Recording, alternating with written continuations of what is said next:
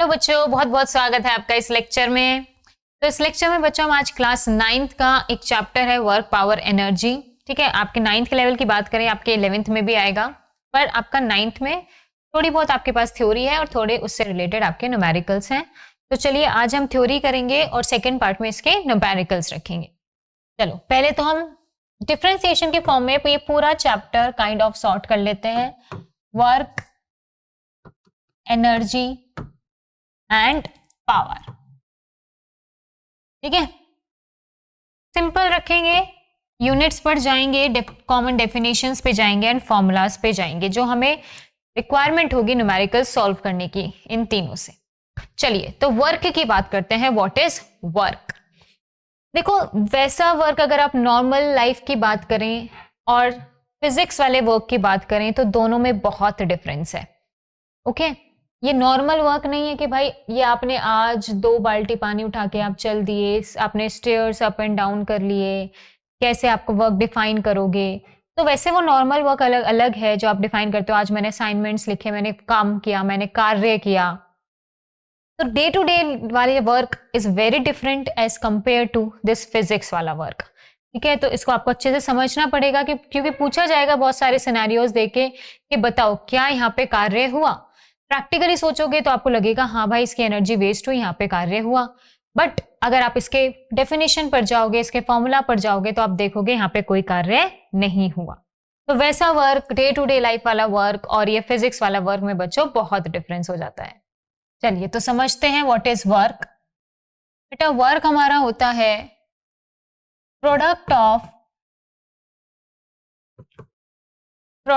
Of force and displacement in the direction of force।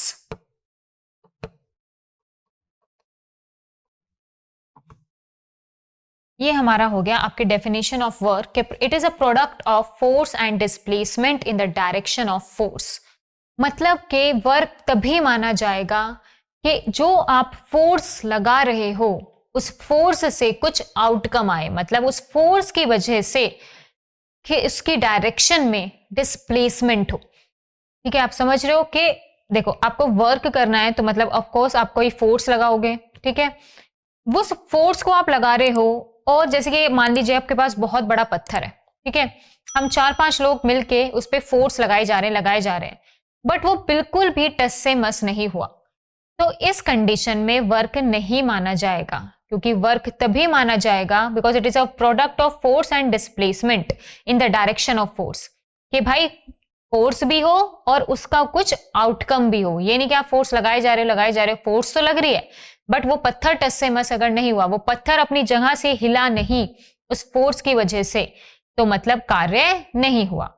और हम अपने से देखें, हमारी तो सारी एनर्जी वेस्ट हो गई, हम तो कब से उस पर धक्के लगाए जा रहे हैं, सांस फूल गए लोगों के, पर कोई फायदा नहीं हुआ। तो वैसे वर्क की बात करें और फिजिक्स के वर्क की बात करें तो दोनों में डिफरेंस है। कंडीशन होनी चाहिए कि देयर शुड बी फोर्स होनी चाहिए और उस फोर्स की वजह से उसके डायरेक्शन में डिस्प्लेसमेंट होना चाहिए। चलो ये तो हो गई फोर्स एंड डिस्प्लेसमेंट का प्रोडक्ट है। इन द डायरेक्शन ऑफ फोर्स का क्या मतलब है कि उस फोर्स या डिस्प्लेसमेंट जो हो, जिस डायरेक्शन में डिस्प्लेसमेंट हुआ है, जो फोर्स आप अप्लाई कर रहे हो, उस फोर्स का इंफ्लुएंस उस डायरेक्शन में होना चाहिए।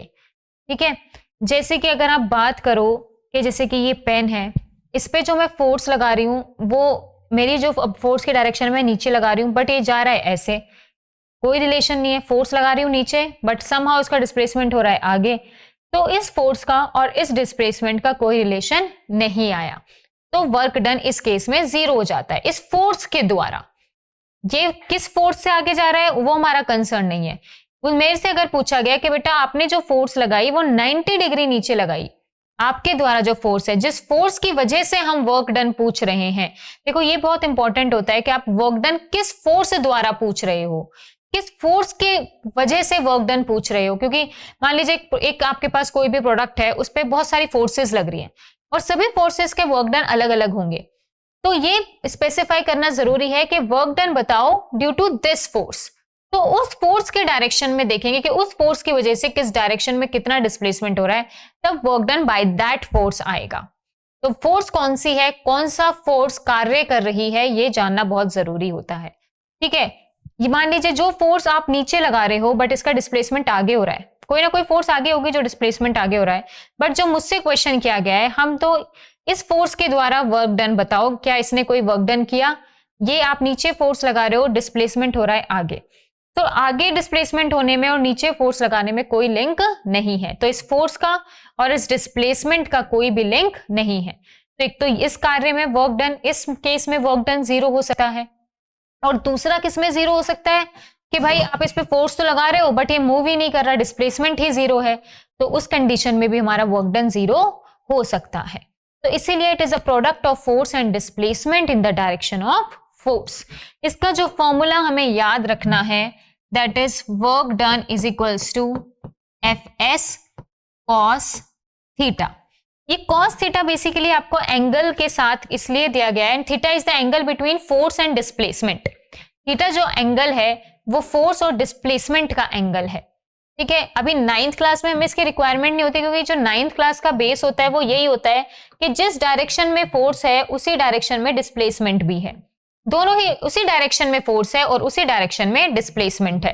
देखो, जिस उसी डायरेक्शन में अगर फोर्स है और उसी डायरेक्शन में अगर डिस्प्लेसमेंट है, ठीक है, फोर्स भी इसी डायरेक्शन में, डिस्प्लेसमेंट भी इसी डायरेक्शन में, तो दोनों में थीटा 0 डिग्री हो जाएगा।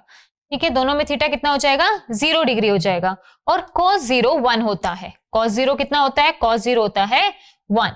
तो ये cos थीटा 1 हो जाता है, तो बेसिकली 9th में आपका इतने फॉर्मूले से काम चल जाता है कि work done is force into displacement.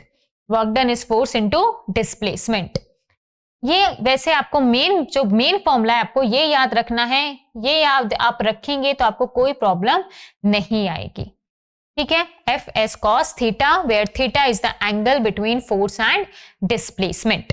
अब जैसे कि हम बात करें, मैं cos 90 रख दूं, जो मैंने बात की थी, ये फॉर्मूला यही सब कंडीशंस बताता है कि आपके मान लीजिए फोर्स है डाउनवर्ड और जो डिस्प्लेसमेंट है वो है इस तरफ, तो फोर्स और डिस्प्लेसमेंट में अगर 90 डिग्री का डिफरेंस है तो cos 90 0 हो जाता है। मैंने अभी आपको एक केस बताया कि वर्क डन उस केस में भी क्या हो जाएगा? 0। तो कब कब वर्क 0 हो सकता है? जब दोनों में 90 डिग्री हो, या फोर्स ही 0 हो, या उस फोर्स के द्वारा डिस्प्लेसमेंट 0 हो, तो उस केस में हमारा वर्क डन 0 हो जाएगा।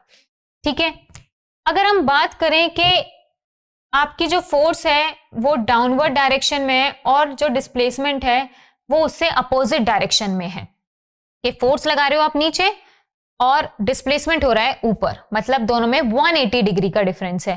ये कितना हो गया दोनों का? 180 डिग्री का डिफरेंस। cos 180 होता है बेटा -1, तो ये माइनस में आपका फोर्स आ जाए, आपका वर्क डन आ जाएगा। वर्क डन कैसा आ जाएगा आपका? नेगेटिव में, कि भाई फोर्स तो नीचे लगा रहे हो पर इसकी वजह से जो डिस्प्लेसमेंट हो रहा है वो ऊपर हो रहा है, बिल्कुल अपोजिट हो रहा है, तो इसलिए वो वर्क डन आपका नेगेटिव आ जाएगा, कि आप उस फोर्स से अपोजिट वर्क डन कर रहे हो, उस फोर्स के अगेंस्ट वर्क डन कर रहे हो, जिसको नेगेटिव साइन के साथ वो शो किया जाता है कि ये वर्क इस फोर्स के अपोजिट हो रहा है, तो यहां पर -fs आ जाता है। ठीक है, तो मैंने आपको 3 एंगल्स की कंडीशंस बताई हैं, दैट इज 0 पे 1 हो जाता है, मतलब उसी डायरेक्शन में फोर्स उसी में डिस्प्लेसमेंट, तो it is simply fs। 90 work done is 0 and 180 work done is negative, तो ये आपको याद रखना है। ठीक है, कभी भी फोर्स और डिस्प्लेसमेंट में 90 डिग्री हो तो वर्क डन के बारे में ज्यादा सोचना ही नहीं है, इट विल बी 0। ठीक है, अदरवाइज आप हर जगह अगर उसी डायरेक्शन में फोर्स और उसी डायरेक्शन में डिस्प्लेसमेंट है तो आपका fs हो जाएगा।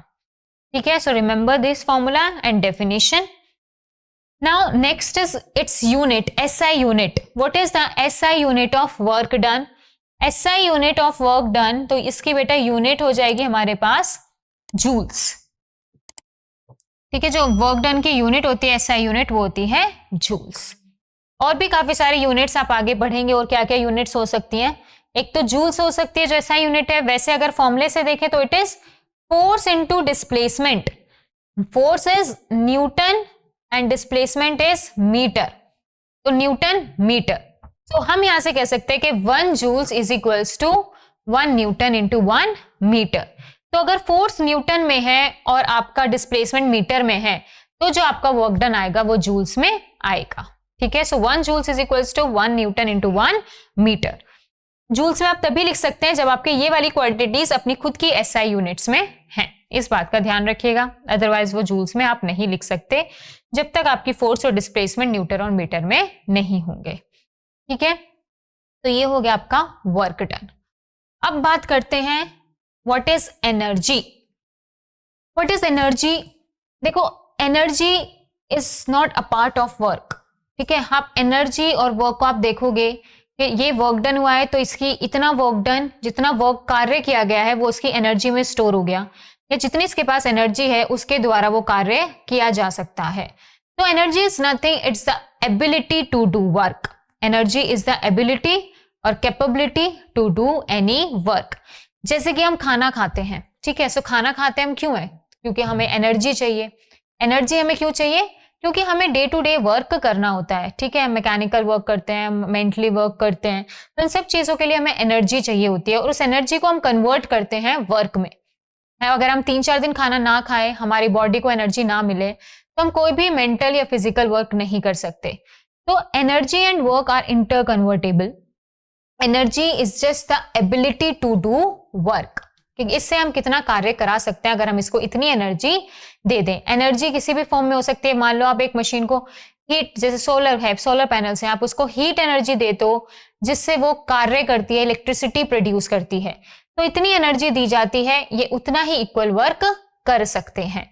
तो energy is the ability to do work.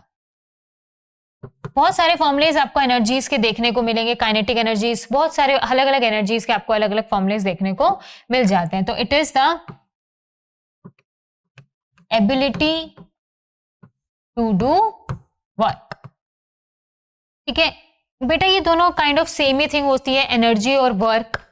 तो इसकी यूनिट भी जो होती है वो जूल्स होती है। एनर्जी का कोई एक स्पेसिफिक फॉर्मूला नहीं है। ठीक है, एनर्जी का फॉर्मूला आप Fs, ये वर्क एनर्जी भी इक्वल टू एनर्जी में भी लिख सकते हो, Fs work force into displacement. ठीक है, और काइनेटिक, आपको जो इस चैप्टर में एनर्जीज पढ़नी है वो बेसिकली है आपकी kinetic energy and potential energy.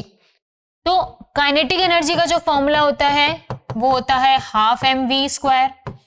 Potential energy का जो फॉर्मूला होता है वो होता है mgh। इनके बारे में भी हम डिटेल से पढ़ेंगे, फॉर्मूलेस कैसे आए, वो कहीं ना कहीं वर्क डन से ही आते हैं कि कितना इतना वर्क दिया गया, कैसे हुआ। तो ये दो फॉर्मूलेज आपको याद करने हैं, kinetic energy and potential energy के। Half mv², potential energy is mgh। तो ये आपकी जो एनर्जीज आपको याद करनी है, वरना बहुत सारे फॉर्म्स की हमारे पास एनर्जीज होती हैं जिनके बहुत डिफरेंट आप देखोगे 12th तक, आप बहुत अलग अलग एनर्जीज के फॉर्मुलेज पढ़ोगे, तो अलग एनर्जीज के अलग फॉर्मुलेज होते हैं। ठीक है, बट बेस वही होता है कि आपने इतना वर्क डन किया तो वो एनर्जी उसमें कन्वर्ट हो गई। जैसे कि अगर हम बात करें कि एनर्जी आर इंटर कन्वर्टेबल, तो पोटेंशियल एनर्जी काइनेटिक एनर्जी में बदलती है, तो ये फॉर्मूला उसमें चेंज हो जाता है। आपकी हम बात करें कि मैकेनिकल एनर्जी इलेक्ट्रिकल एनर्जी में चेंज हो जाती है, तो वो मैकेनिकल एनर्जी का फॉर्मूला आप इलेक्ट्रिकल एनर्जी के इक्वल रख देते हैं। तो बहुत सारे फॉर्मूलाज हम अपनी लाइफ में स्टडी करेंगे अबाउट द एनर्जीज को, इसका कोई एक स्पेसिफिक फॉर्मूला नहीं है। ठीक है, ये यूनिट याद रखेंगे कि इसकी भी जूल्स होती है वर्क डन की, और एनर्जी की भी जूल्स होती है, क्योंकि ये दोनों इंटर कन्वर्टेबल चीजें हैं। एंड आपको पता है कि energy can neither be created nor be destroyed, it can convert from one form to another. चलिए, इनके बारे में हम डिटेल में पढ़ेंगे आगे आने वाले पार्ट्स में, kinetic energy and potential energy के बारे में। अभी हम सिर्फ इन तीनों का डिफरेंशिएशन देख रहे हैं। अब बात आ जाती है व्हाट इज पावर। पावर क्या है? अच्छा देखो, अगर आप कोई वर्क डन कर रहे हो, मान लो आपके पास 2 मशीन है, ठीक है, दोनों मशीन आपको इक्वल वर्क डन करके दे रही हैं, तो आप दोनों में से किसको चूज करोगे, इसका पता कैसे करें? ठीक है, दोनों ही मशीन आपको इक्वल कार्य करके दे रही हैं, आप जितनी एनर्जी उनको दे रहे हो वो उतना वर्क डन आपको करके दे रही हैं, तो कैसे उन दोनों को कंपेयर किया जाता है? बेटा, उन दोनों को कंपेयर किया जाता है उनके पावर से। पावर इज जस्ट के ये दोनों वर्क डन सेम कर रहे हैं, पर दोनों उस वर्क डन को करने में समय कितना ले रहे हैं।